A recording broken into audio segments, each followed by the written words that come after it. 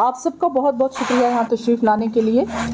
جیسے کہ آپ جانتے ہیں کہ حج پالیسی جو ہے 2023 جو ہے وہ آ چکی ہے اور اس حوالے سے میں نے آپ کو یہاں تکلیف دی. ابھی گائیڈ لائنس کا ہمیں انتظار ہے. موسٹ پرابلی جو ہمارے آفیسرز ہیں ان کے کہنے کے مطابق 1-2 دن میں جو ہیں گائیڈ لائنس بھی آ جائیں گی. کچھ چیزوں کا تو آپ کو معلوم ہی ہے جس کے لیے ہم منسٹری کو مبارکباد پیش کرتے ہیں، کیونکہ جس پرپس کے لیے لوگ جاتے ہیں حج پہ وہ تو ایک الگ ہی قسم کا عقیدہ رکھتا ہے. تو اس میں جو وی آئی پی کلچر تھا، یہ وی آئی پی کلچر ختم کیا آج کی گورنمنٹ نے. اس کے لیے میں اس سٹیپ کو اپریشیٹ کرتی ہوں. جیسے کوٹا ہوتا ہے پرائم منسٹر کا ہوتا ہے، پریزیڈنٹ کا ہوتا ہے، اسی طرح منارٹی جو منسٹرز ہیں ان کا ہوتا ہے، ایم پیز کا کوٹا ہوتا ہے. تو وہ ختم کر کے عام لوگوں کے لیے یہ ایک بہت اچھی جو ہے راحت ہے. مجھے لگتا ہے تقریباً اس سے 5,000 جو ہیں 500 کی 500 ٹوٹل نہیں، تو اس سے عام لوگوں کو فائدہ ہے. تو یہ ایک ویلکم سٹیپ ہے، اس کے لیے میں ان کو اپریشیٹ کرتی ہوں. اس سے مزید جہاں تک جموں کشمیر کا ہے اس حوالے سے میں بات کرنا چاہوں گی.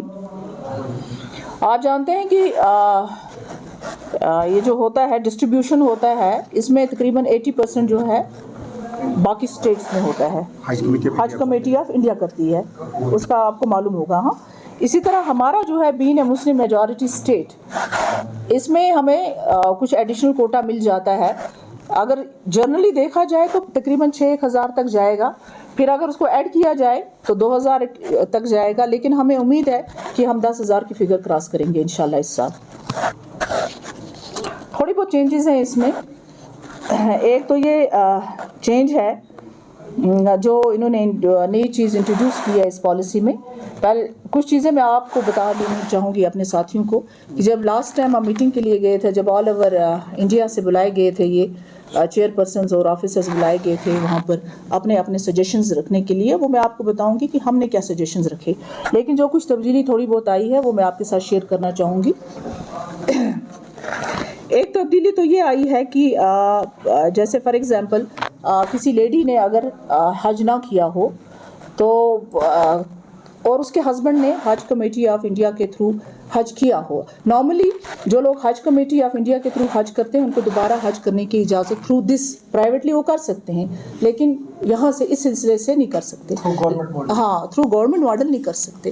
لیکن اگر وائف نے نہ کیا ہو تو اس کو ہسبینڈ جو ہے جا سکتا ہے. ہسبینڈ یا کو ریلیٹیو جو کلوز ریلیٹیوز ہوگا، یعنی یا دور دراز کوئی کزن ہوگا جو کلوز ریلیٹیو ہوگا وہ جا سکتا ہے. تو محرم جس کو کہتے ہیں. تو مجھے لگتا ہے کہ یہ ایک بڑی تبدیلی ہے. یہ انہوں نے کیا ہے، اس چیز کو ریلیکس کیا ہوا ہے. وومن کین پرفارم اے حج اگر وہ اکیلے بھی جانا چاہے. I will come to that point. That's the second point, you know. So یہ وہ ہے کہ سپوز اگر کسی لیڈی کے ہسبینڈ نے کیا ہے لیکن وائف نے نہیں کیا ہے، وائف جانا چاہتی ہے، تو نارملی تو حج کمیٹی آف انڈیا اس کو الاؤ نہیں کرے گی. لیکن اگر عورت نے نہیں کیا ہے تو ہسبینڈ بھی جا سکتا ہے، بھائی بھی، محرم جو ہے وہ جا سکتا ہے ساتھ. ایڈیشنل تھوڑے ایڈیشنل چارج دینے پڑیں گے. کتنے دینے پڑیں گے وہ ابھی انہوں نے ڈیسائیڈ نہیں کیا ہے. نامنل ہوگا، جو بھی ہوگا نامنل ہوگا.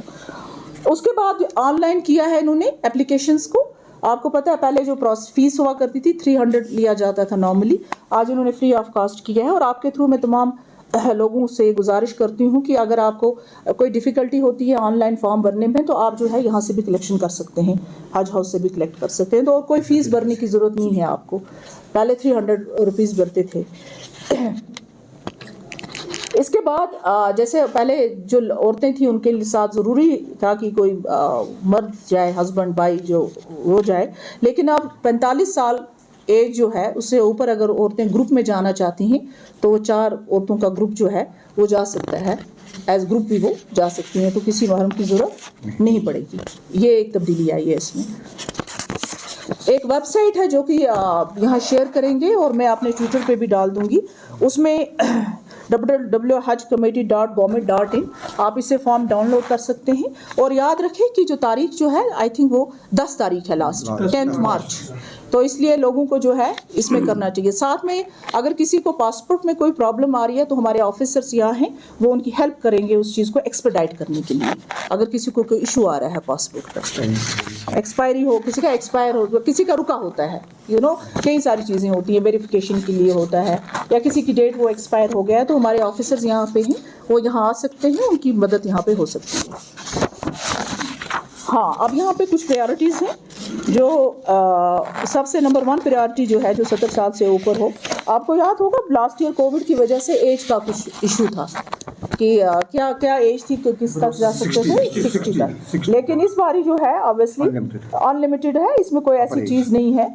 اگر 70 ابو ان کو فرسٹ پریارٹی دی جائے گی, اس میں پورا نہیں ہوگا. اس کے بعد نمبر 2 جو ہے سیکنڈ لسٹ میں جو آتا ہے وہ لیڈیز آتی ہیں, پھر وداؤٹ دس جس کا محرم نہ ہو ساتھ, اس کو نمبر 2 پریارٹی وداؤٹ پورا ہوگا. Then comes the general category. تو اس طرح سے کیٹیگرائز کیا گیا ہے اس کو. پہلے آپ کو پیسہ دینا پڑتا تھا, پرائیویٹ لیبارٹری جانا پڑتا تھا ٹیسٹ کے لیے. اب مجھے لگتا ہے آپ نے جو کیا ہوگا ویکسینیشن, وہ سرٹیفکیٹ جو ہوگی ویلڈ ہوگی.